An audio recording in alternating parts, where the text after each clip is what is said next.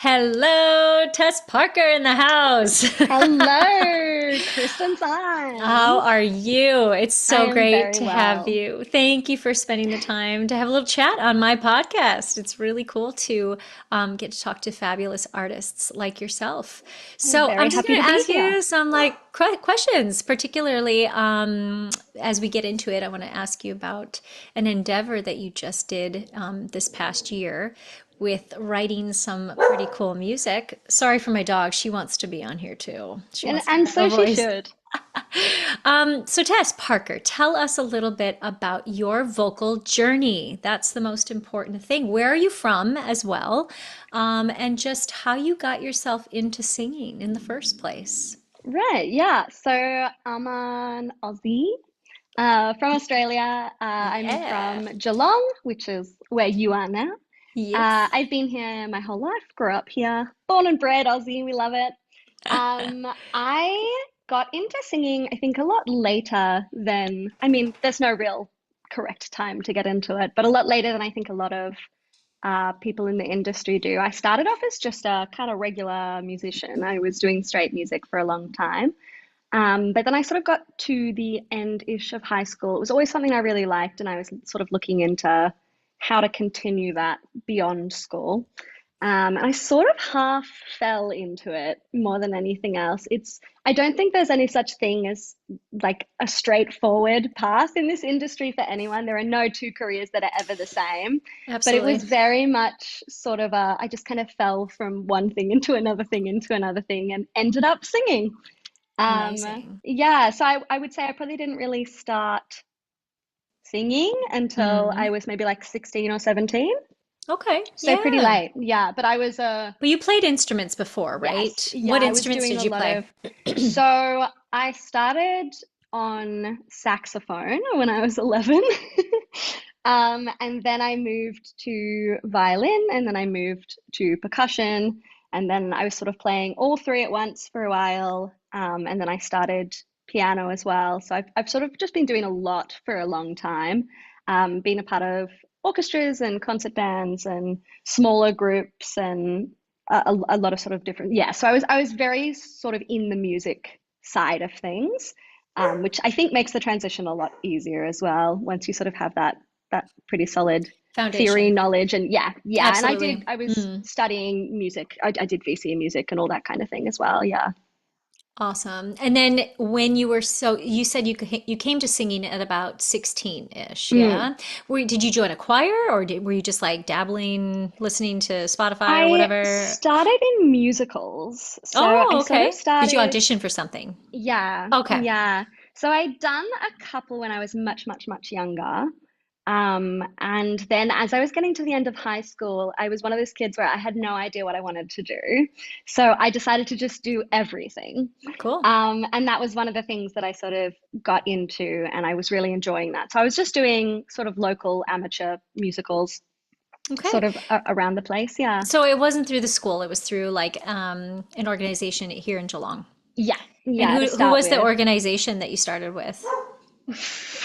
Who Do you was remember? I do not, to be honest. I can tell you the musical. It was Evita. It was my Okay. first musical. Wow, fantastic. And so before you did Evita, did you just sing like for fun and like no training, Yeah. no previous things, and then you just like auditioned and got Yes. it? Yeah. Yeah. Just off the cuff decided it was something that I would like to try. Auditioned, got Fantastic. in. Yeah. That's so great. And then after that, so were you like, hey, I'm going to continue auditioning for these musicals? There's something to this. Yeah, it was definitely I definitely Hmm. enjoyed it. So I think yeah, I did a couple more after that, and then I did my school musical in year 12. Um, and then it sort of just kind of went from there. Yeah. And what musical was that? That was Little Shop of Horrors. And who did you play? Um, Audrey. I was Audrey. Audrey, of course. Fantastic. So after that, then you're like, I want to continue singing and doing musical theater. And then you Yes. went Yeah. where? So after that, I went to it's a course up in Melbourne called ShowFit, which Okay. is run by it's an agency in White Management that does like a year-long music theatre course. So I did that, Hmm. and then I started a 3-year bachelor of music theatre.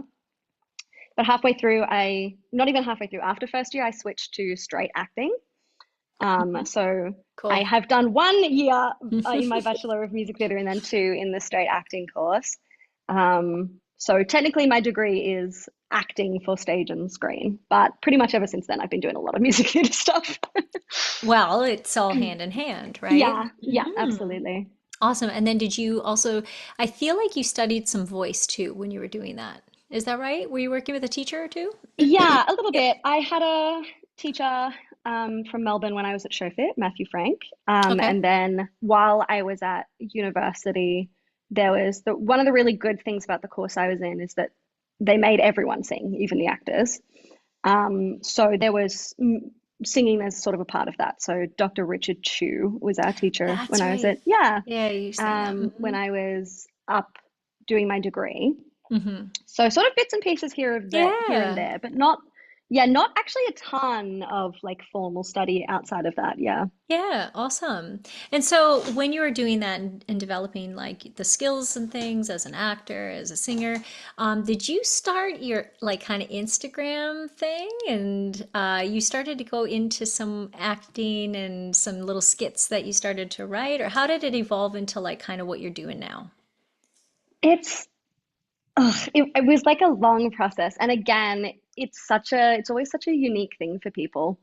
I would say the main thing that sort of started it was in third year of my degree.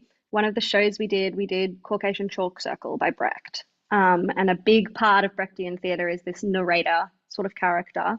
Hmm. And I was cast in that role as the narrator, and the director wanted it to be songs, wanted it to be all sung. And it was me and 2 other girls, and we got fully chucked into the deep end with it, where our director was like, I want all of this to be sung, go and write it, like create it. So we wrote all of the underscoring music and 40 original songs Wow. for that show, and it 40. was the most stressful but amazing experience. It was wonderful, but also I wouldn't do it again. But it was an Wow. incredible start, and we worked really well 40. together. We loved the work we'd done, and from there, we sort of kept creating a little bit together. So we wrote a little mini show at the end of third year between the three of us, and then we wrote another show when we got out for the Melbourne International Comedy Festival, which was a little original cabaret musical thing that we'd written. What was that So called? that's probably that was called Pinkies Up, and Cool. it was a cabaret musical entirely based around tea because Love we it. were all tea drinkers and we loved it. Pinkies up. Um, Yeah, yeah, it was very stupid and very very silly, but creative. it was a lot of fun. Yeah, so that was probably where I started like the writing side of things. And I've branched away from the two of them now. They were both fantastic creators, but we've sort of gone our separate ways a bit now. And I'm Hmm. mostly doing sort of solo stuff. But Yeah. that was where I sort of started doing that sort of thing. Yeah. Oh, that's so interesting. Fantastic. And so along that, creative journey, you were singing as well. Like you were keeping up with singing a bit here and there. Yeah, for sure. They were always written songs that were written for singers. Yep. Um, but I've always sort of, at least until I started seeing you and training with you, I'd never really seen myself as a singer because I had such a like solid music background. I really considered myself a musician, and the singing was kind of just something that I did on top of that as a As an necessity sort of add-on. thing. Sure, Yeah. sure. Yeah. Um, Yep. so I was very sort of focused in the music side of it and the composition side of it. Yeah. And the Yep. singing kind of just seemed like an extra bonus. It was something I'd always really loved. Um, and it was a really easy way to kind of match music with acting and storytelling. So I think I kind Totally. of naturally arrived there. But for a long time, I hadn't really realized that, like, oh, this is the thing that combines the two things I love, I guess. Does that make sense? Absolutely. I love that. I love that description. It's so perfect. And that's what singing is all about, right? It's like marrying the two together. You Yeah, know, the absolutely. message in song, nothing better. So when you were singing and just experimenting and being creative and writing things and whatnot, something started to happen with your voice. Can you explain a little bit about what happened? Yeah, so I was at the same time of doing all of this, I was also doing a lot of straight acting gigs. So I was doing a lot of work that in just theatre. Hmm. Um, and I sort of reached a point where I was doing a show that had a really crazy vocal load. I was touring Jane Eyre and I was playing Jane, and it was 2.5 hours. I never left the stage. There was shouting, there was crying, it was crazy. And I Hmm. got really sick, sort of mid-run, but it's kind of an unfortunate thing, but in theatre, it's very much you push through that kind of thing. There's no Hmm. kind of option to really, and it was a paid gig, but it wasn't like top tier professional stuff. So I didn't have an understudy. I didn't really have anyone else who could go on for me. So So I hard. spent, yeah, I Mm. spent that run sort of having my voice and losing my voice and really just trying to get through it on top of doing some other work that I was doing on the outside that did involve some singing. And it got to a point afterwards where like my voice was a bit shot and I Hmm. couldn't really get it back. So Hmm. I ended up going to see an ENT who took a look, did a little, what do they call it? Laryngoscopy, which Laryngoscopy, was yep. fun. It was really fun. I actually, very So lame, but I thought it good. was so cool to get to see my own vocal cords. That It was really is. cool. It's not so scary, right? No, and it Yep. was really chill, but they Yep. essentially were like, yeah, you've got some really, really persistent swelling, which is really common. But I just couldn't budget. No matter what I was sort of doing on my own, I was trying to do my own thing, but I didn't really have a direction. And they were like, you Mm. need to go see a vocalist. Like, you need someone who can kind of sort you out. And they Yeah. Yep. handballed me to you. And it was the best thing that has happened to me in a long time, Kristen. That's awesome. Oh, I'm so, so happy to hear that. Really, I mean, anything to help, and you just have to, you got to do what you got to do. And do you think that moving forward now, do you feel like you have a better sense of how to take care of yourself and how to um, keep the voice in pristine care and condition? Yeah, absolutely. Absolutely. I think that's one of the best things Good. that's really come from working with you. And one of the things that I'm most grateful for is that I felt like I was always, and in that period, it was really hard because I was always reacting. I Mm, didn't know what was going to happen. I couldn't really predict. And then I would just be trying to deal with something after it had mm, happened. so Um, common. yeah. So it's been really good to be able to kind of look at it in a much more preventative way, in terms of, yeah, going into something with that kind of vocal load. And I've done shows since then that have had pretty extreme vocal loads, Yeah. in crazier conditions as well. And I've held up a lot better because you can just preempt stuff a little more. It's just the knowledge, knowing why things do what they do and how the voice works means that you can really predict a lot of stuff and prep for it. Yep. And I have not encountered, I don't think I've lost my voice at all since then, which That's is awesome. crazy. I know. Yeah. That is really crazy, I actually. hadn't thought of that. I hadn't even thought of that. Yeah. I don't think Yeah. I've asked you that either. Yeah. And I've done crazier shows since No then. way. Stuff that's been like much more of a vocal load. And I haven't lost my voice at all. So there you go. That's brilliant. That's really cool. And you've been sick up and down too, through it Yeah, all, in a way. absolutely. Absolutely. Yeah. Wow. Well, man, that is, hats off to you for maintaining and to do the things and working it. Well done. Yeah. I mean, I'll take the compliment, but it's really your compliment. It was you who You're a taught me the sweetheart. things to do. Thank you. Thank you. I appreciate that. I appreciate it. But you know what? Listen, it's persistence. It's maintaining your own motivation, right? Your self-motivation to do the things. That's like 98% of it. The other percentage is just like me, just here you go. Here you go. Try this, try that. Whatever, and it's Yeah, the person that has to maintain it. and the routines and, the habits that you put in place is really, Yeah. really important.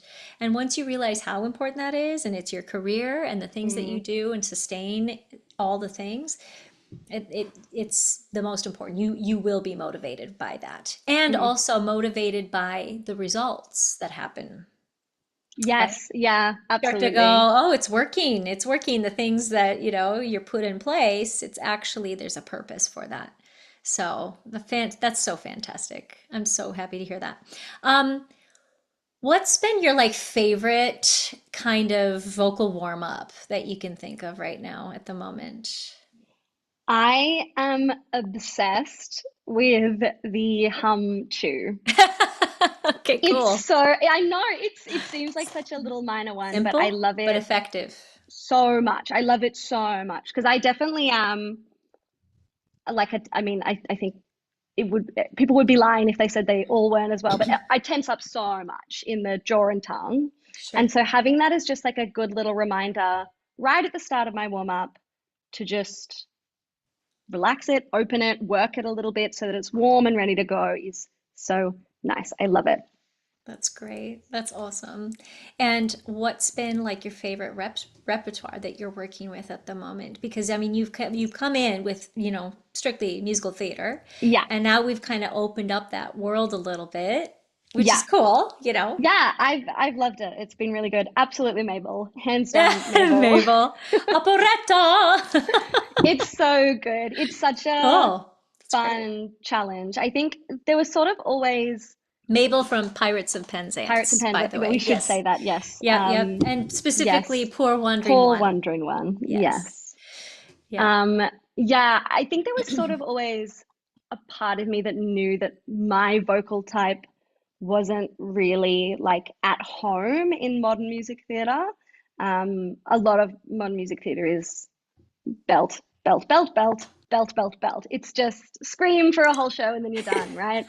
And that's not Pretty much. really what my voice wants to do, right? I can Right. I can do it, but it's not where it's happiest. And so Cool. I've sort of always just been trying to fit into that box because that's what you get told at university, right? They're trying to put you into the spot where you're most marketable, which makes sense because you want to work, you want to get jobs, you want to get paid, and that's the way to do it. But it has always been a little bit of I won't say struggle, but it's been a little more work for me than a lot of other people because it's not where my voice naturally wants to be. And so it's been so lovely to sort of expand beyond that and to go into even the pure classical stuff, the Baroque work, as well as the operetta, because I just feel a lot more at home in it. It feels a lot more like natural and comfortable for me. So Awesome. as well as being really fun and silly and all those things, it's really nice to feel like I don't know, it wants to be there. I Awesome. really enjoyed that. Yeah. That's so cool. That's so cool to hear. Wow, fantastic. Yeah, everybody's different, right? And everybody's voice and everybody's bodies are different. And the way that the voice is produced and the comfortableness of the voice, you can do the things. You can do the belt. You can do that. But like you said so perfectly, it's about what is your flavor? What's Yeah. your home? What is your like thing that makes you feel most comfortable? And that's really cool to discover that. And that's through, this journey that you've been Mm. doing with voice Yeah. development. Really quickly, I wanted to ask you a little bit about the show that you just composed for. Yes. And what's really cool is that it's about a women's cricket team, It right? is. It That is is. Yeah. so completely random, but awesome and so Aussie. So, Yes. can you explain a little bit about this show? So, you were approached by the librettist or the person that wrote it, Yes, that wrote it, correct? the playwright, yeah. Playwright. Yep. Sorry. Um, Yep. who is Dr. Christine Davy. Hmm. The musical is called The Deplorables, and it is about the first women's cricket team in Australia, And which where was was that? all the way, it was in Bendigo, and it was all Bendigo. the way Yeah. back in 1874, Unbelievable. which was yonks ago. And it's such an incredible story. When I was first approached by the playwright, the thing that really took me back was I I just didn't know why it wasn't a more famous story. It's Yeah. such like a classic hero's journey. It's fantastic. These women, and it's a true tale. These women decided to have a all women's cricket match to raise money for charity for the local orphanage and hospital. Hmm. They had this match. Everyone in town loved it. It went really well. But then the press got a hold of it and tore them to shreds because they were women playing cricket, which was Mm. not a thing to do. And the Hmm. story went international. It went to America and to England, and all these reporters were calling these women the most vile things. Just, yeah, How awful, dare they? horrible things, right? Yeah, right. And these Huh. women picked themselves back up and got on with things and kept playing cricket. They did this match again the following year, and it's become a thing that they do where they march in the Easter parade and then they play a game of cricket and raise money for charity. And it's just the most Cool. amazing story and the most wonderful people and so silly and so fun and so amazing. I loved it. It's such a good story. Wow, that is really, really cool. And now, so you have composed the music for it, Yes, correct? So that's it's a correct. Yeah. musical, Yes. contemporary musical. And so where is it being sung? Sorry, where is it being played at? And like, how can somebody go and watch this? Yeah, so it's touring Victoria at the Okay. moment. Hmm. So it opened in Bendigo, as it should at the place where it was first happened. Hmm. And from there it went to Tasmania briefly and then back to Victoria. So they've got a few shows left. It's receiving a really good audience, like the audiences love it. It's going really Good. well. So it's being bought in by a few more theaters. So there are actually more times to go see it early next year. And Has where there else been have they some got to go? reviews too? Has There there been have any been a couple of reviews out? reviews, pretty Okay. favorable. A lot of people like it. I mean, it's a pretty hard story not to get behind, I think. Yeah. And it's not too long. It only goes for an hour and 10 minutes with no interval, so it's Wow, it's brilliant. short to the point, lots of fun. The Yeah. cast is lovely. They're doing a great job, great work. Yeah, really worthwhile. So it's touring around Victoria, a couple more places towards the end of this year. So if you look up the Deplorables, it'll probably come up for you. But if you miss Okay. it this year, it's back early next year, and then it's doing a Melbourne season later next year as well.